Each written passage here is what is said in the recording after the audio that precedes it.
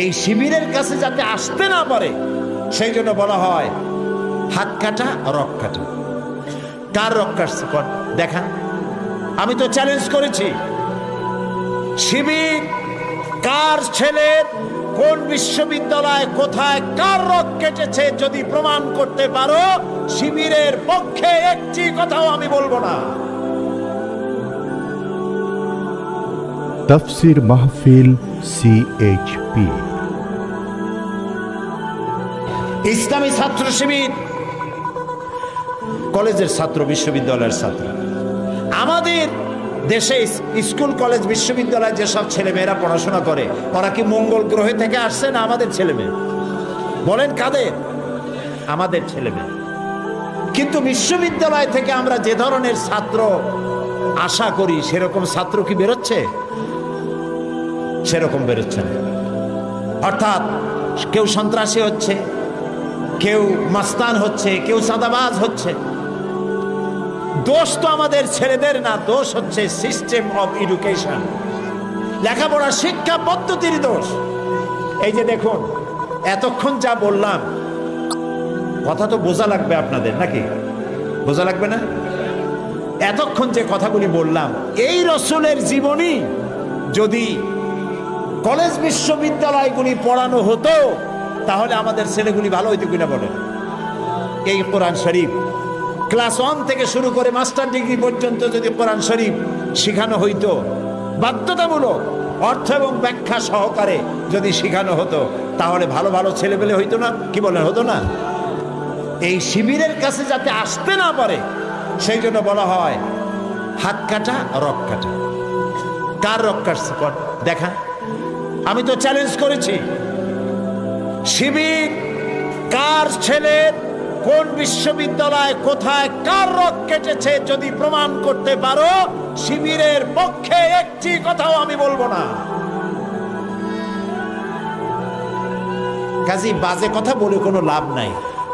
এই সব কথা বলে ইসলামী আন্দোলনকে ঠেকানো যাবে না। ঠেকানো যাবে যাবে না। যতই এই যে 15 দল 20 দল 22 দল একসাথে হচ্ছে না ভাই, বড় বড় এক একটা শূন্য, 0 + 0 + 0 + 0 from Khulna to Dhaka equal to কত?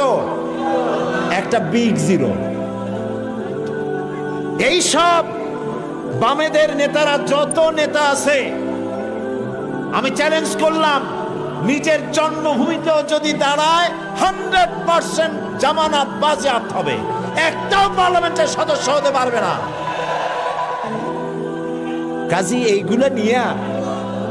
এগুলি নিয়ে দল করিয়া, বড় বড় দল দেখাইয়া ইসলামের বিরুদ্ধে কথা বলিয়া কোনো পার পাওয়া যাবে না ইনশাআল্লাহ। বলেন ইনশাআল্লাহ। মানুষকে চরিত্রবান বানাতে হবে। সেই চরিত্রবান বানায় কোরআন। চরিত্রবান বানায় কিসে? কোরআনে বানায়। মাদ্রাসার শিক্ষা আর বিশ্ববিদ্যালয়ের শিক্ষা, দুই শিক্ষা এক না। এই জন্য আমি বলে থাকি, আপনারা লক্ষ্য করে দেখবেন, মাদ্রাসায় যারা পড়াশোনা করে অপরাধ প্রবণতা সেখানে কম। এটা ঠিক কিনা বলেন? অপরাধ প্রবণতা কম কোথায়?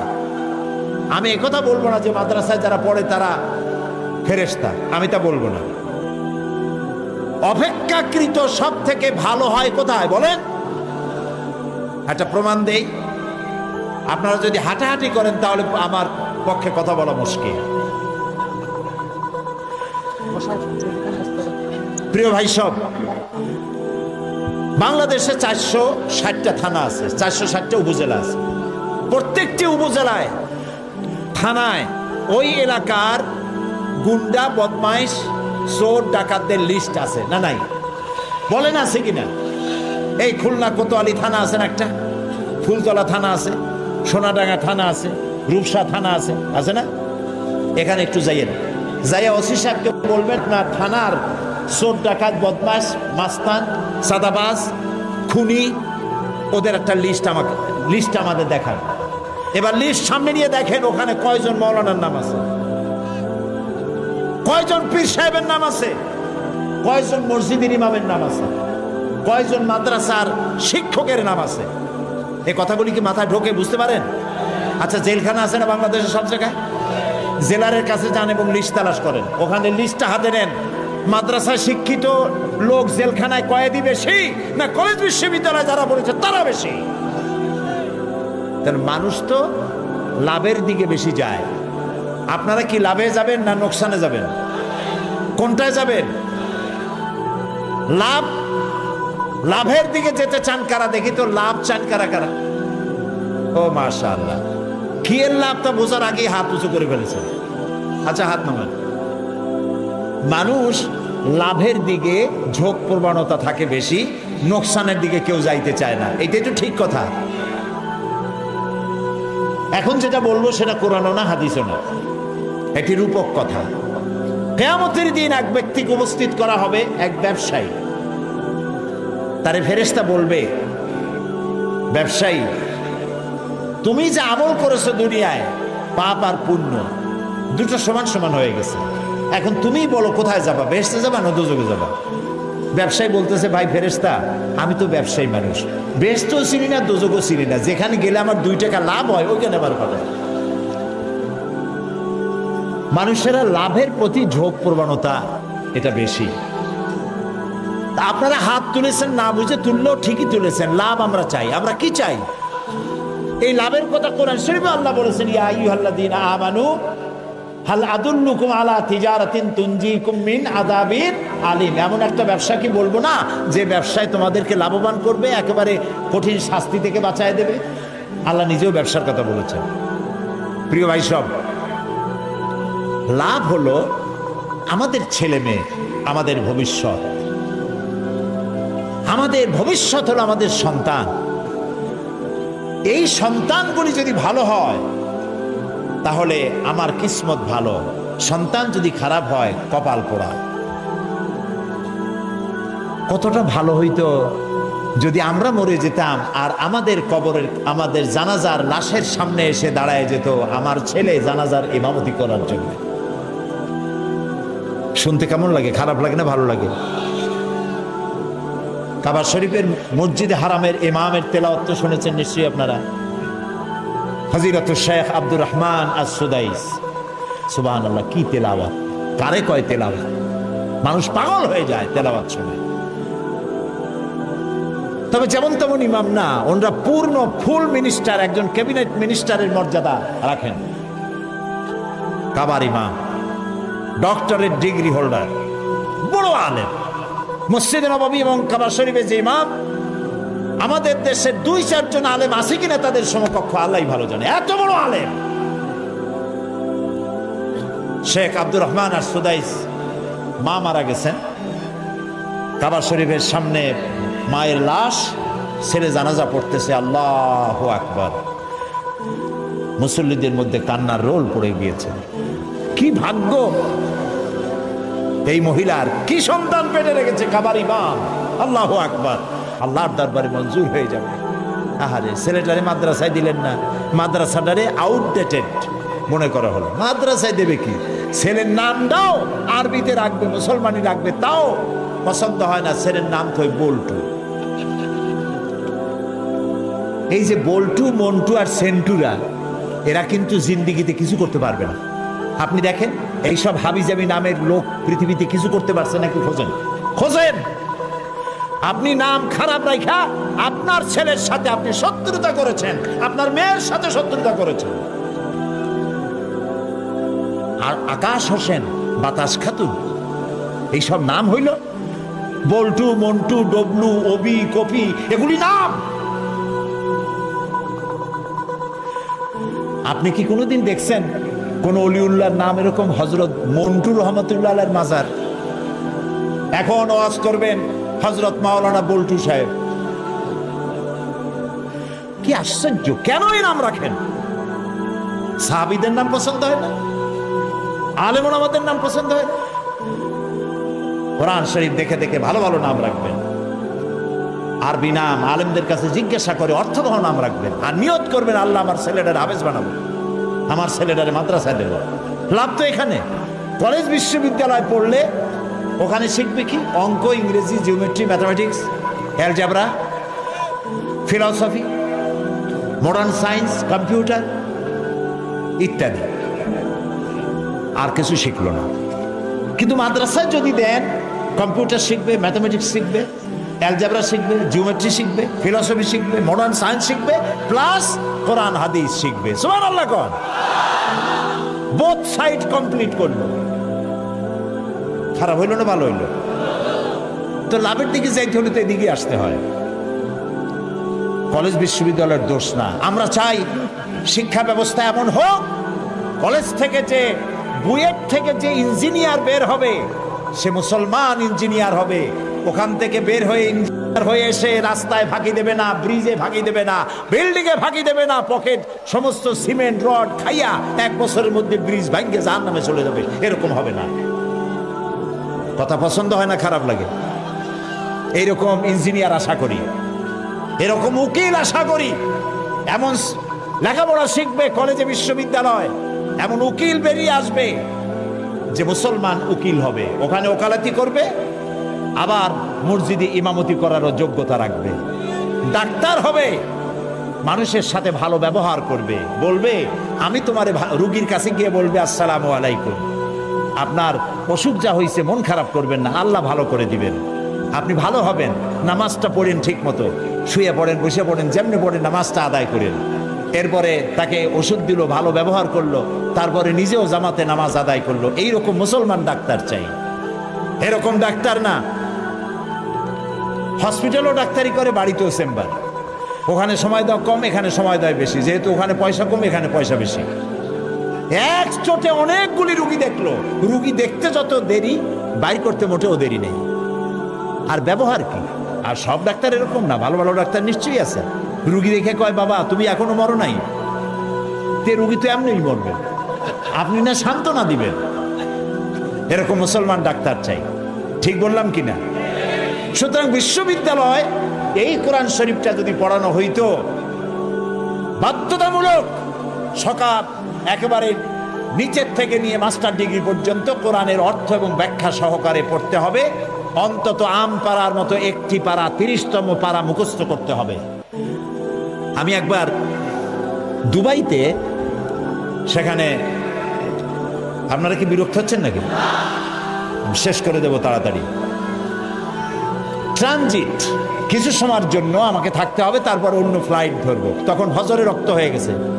আমি উজু করে, এয়ারপোর্টে মসজিদ আছে, সেখানে এয়ারপোর্টের ভিতরে মসজিদের একটা রুম নেওয়া আছে, সেখানে গেলাম। যে দেখি নামাজ শুরু হয়ে গেছে, এত চমৎকার তেলাওয়াত, লম্বা তেলাওয়াত করলেন ইমাম। আমি নামাজ শেষ করে মনে করলাম বড় আলেম হবে, এত সুন্দর তেলাওয়াত করলো। তাকায় দেখি মাথায় টুপি টুপি নাই, গায়ে শার্ট, পরনে প্যান্ট। এরপরে পরিচয় করলাম, যে প্লেনে আমি যাব সেই প্লেনের ক্যাপ্টেন। দেখছেন অবস্থা, সৌদি আরবের ক্যাপ্টেন। আমি তাকে জিজ্ঞেস করলাম, সে বলল যে হাফেজ যদি কেউ হয় তাহলে আমাদের দেশে চাকরি পায় তাড়াতাড়ি, আর কমসে কম 10 পারা কোরআন শরীফ মুখস্থ না হলে চাকরি হবে না। যদি আমাদের দেশে এইভাবে কোরআন শিক্ষা দেওয়া হতো ছেলেদেরকে, মেয়েদেরকে, কতই না ভালো হতো। আমার ছেলে মেয়ের কোনো দোষ না, সিস্টেম অফ এডুকেশনের দোষ। এটাকে পরিবর্তন করার জন্য আমরা চেষ্টা চালাচ্ছি। আল্লাহ যেন কবুল করেন, বলেন আমিন, জোরে বলেন আমিন। দেশ এখন আগের থেকে অনেক ভালো পর্যায়ে এসে গেছে, ঠিক না ভাই? ঠিক না? কাঁচামরিচের দাম নিয়ে খুব চিল্লাপাল্লা করতেছিল। কাঁচামরিচ 160 টাকা এই দেশে থাকবো না, গেল না কিন্তু কেউ। ধনে পাতা 200 টাকা, বেগুন 80 টাকা, কি সাংঘাতিক কথা। তারপরে রোজার মাস তো বেগুন হয়েছে 80 টাকা। পরে শুনি যে বেগুনি আর বানাইতে পারে না, পেঁপেনি বানাইছে। পেঁপে কেটে কেটে পেঁপেনি, বেগুনি হয় না, পেঁপেনি। ভাজা পোড়ায় যদি নোবেল প্রাইজের ব্যবস্থা থাকতো তাহলে মনে হয় বাংলাদেশ পাইতো। এখন যে মূলা 3 টাকা, গরুতেও খায় না, সে প্রশংসা কেউ করবে না। বন্যার কারণে, বৃষ্টির কারণে মালপত্রের দাম একটু বাড়তে পারে। তারপরে আল্লাহর মেহেরবানি, আইন শৃঙ্খলা পরিস্থিতি যতটা লস হয়েছিল তার থেকে অনেক বেশি গেইন করেছে ইনশাআল্লাহ। আলহামদুলিল্লাহ বলেন। বলা হচ্ছে জি জি, মক্কা শরীফে মদিনা শরীফে দোয়া হয়েছে। র্যাবের জন্য বলতেছে, র্যাব নামাতে গোটা জাতি বলেছে আলহামদুলিল্লাহ, শুধু একটি দল কষ্টে পড়ে বলেছে ইন্না লিল্লাহ। তাদের রাজনৈতিক কর্মীদের খুব অসুবিধা, বাইরে বাইরে দিতে পারে না। যারা বলে সাম্প্রদায়িক সম্প্রীতি বিনষ্ট হচ্ছে বাংলাদেশে, শুনতে চাই কোথায় সাম্প্রদায়িক সম্প্রীতি বিনষ্ট হয়েছে? দেশ নাকি জাহান্নামের প্রান্তে চলে গেছে। আপনাদের সময় কোন হাবিয়া দুজকের মধ্যে ছিল দেশ? তাও একটু কন। আমাদের দেশে সাম্প্রদায়িক সম্প্রীতি বিনষ্ট হয়েছে যারা বলে, তারা 100% মিথ্যাবাদী। এই খুলনায় পূজা হইতে পারছে না, পারে নাই? পেরেছে কিনা? আমার পিরোজপুরে মসজিদের পাশে দুর্গা পূজার গেট তৈরি হয়েছে, মাইক বেজেছে, কেউ নিষেধ করেনি। আর আমাদের দেশের নাগরিক, ধর্ম কর্ম পালন করার যে অধিকার একজন মুসলমানের আছে, একজন হিন্দুর 100% আছে। কোন মন্দির ভাঙা হয় নাই, কোন দুর্গা মূর্তির হাত পা ভাঙা হয়নি। কাজে মিথ্যে কথা বলে এই জাতিকে বিভ্রান্ত করার দিন শেষ। সাম্প্রদায়িক সম্প্রীতি 100% এখানে ঠিক আছে। আর মৌলবাদ, মৌলবাদ, দেশ শেষ হয়ে গেল মৌলবাদ। এখন টুপি মাথায় দিয়ে ওয়াজ শুনতে আসলে, নামাজ পড়তে গেলে মুখে দাড়ি রাখলে যদি মৌলবাদ হয়, ঠেকাইতে পারবা না। যেখানে যাবার সেখানে দাড়ি, যেখানে যাবার সেখানে টুপি, মুখ টুপি খাইছে খুব। যদি এত দাড়ি টুপি পছন্দ না হয়, তাহলে এগুলো যেখানে নাই, যেখানে পইতে বেশি, মেহরবানি করে যান। কে নিষেধ করে? আল্লাহর মেহেরবানি, দেশ ভালোভাবে চলছে এবং আরো ভালো হবে ইনশাআল্লাহ, আরো ভালো হবে। আপনারা দোয়া করতে থাকেন, শুধু দোয়া করেন, সঠিকভাবে নামাজ আদায় করুন, ছেলেপেলেগুলিকে মানুষ করুন। আমরা এখন দোয়া করব, দালানো মানুষেরা বসে। খুলনা জেলা, পিতার নাম শিবপদ বিশ্বাস আর ছেলের নাম তারকনাথ বিশ্বাস। সে বলেছে কারো প্ররোচনায় নয়, কারো ভয় ভীতি লোভ লালসায় নয়, নিজ ইচ্ছায় স্বেচ্ছায় ইসলামকে ভালো লেগেছে, মুহাম্মদ সাল্লাল্লাহু আলাইহি সাল্লামের আদর্শকে ভালো লেগেছে, তাই ইসলাম কবুল করার জন্য এসেছে। এবং তার নাম সে নিজে পছন্দ করেছে তারকনাথ বিশ্বাস, নিজের মুসলমানি নাম পছন্দ করেছে ইমরান হুসাইন। আলহামদুলিল্লাহ বলে এখন তাকে কালেমা পড়ানো হচ্ছে। বলো লা ইলাহা, লা ইলাহা একটু মাথাটা নিচু করো, ইল্লাল্লাহু, ইল্লাল্লাহু মুহাম্মাদুর মুহাম্মাদুর রাসূলুল্লাহ, রাসূলুল্লাহ। আল্লাহ ছাড়া, আল্লাহ ছাড়া কোনো ইলাহ নাই, কোনো ইলাহা নাই, উপাস্য নাই, উপাস্য নাই। মুহাম্মদ মুহাম্মদ সাল্লাল্লাহু সাল্লাল্লাহু আলাইহি ওয়াসাল্লাম আলাইহি সাল্লাম আল্লাহর আল্লাহর প্রেরিত প্রেরিত রাসূল। রাসূল।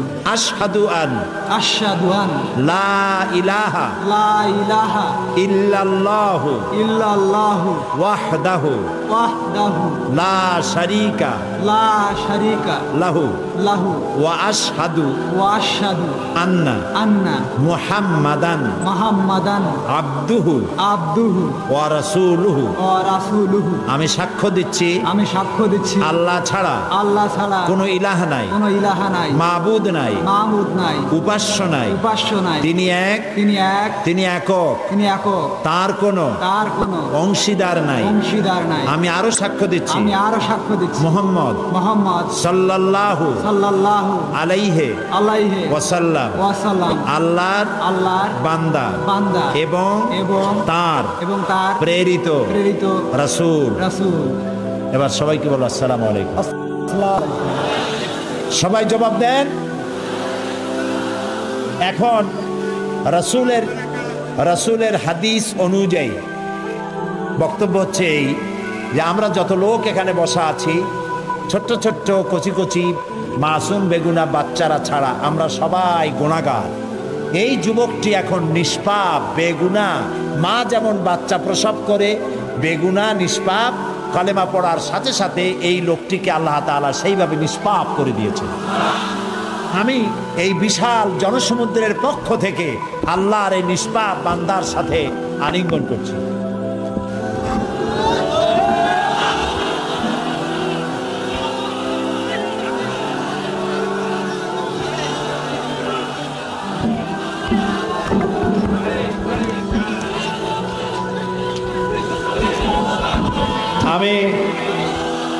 আমি মাননীয় সংসদ সদস্যকে বলবো এই ছেলেটির খোঁজ খবর নিতে এবং দিন ইসলাম যাতে সে শিখতে পারে সেই ব্যবস্থা করা, খাবার চাকরি বাকরি ইত্যাদি না থাকলে সেদিকে লক্ষ্য রাখা।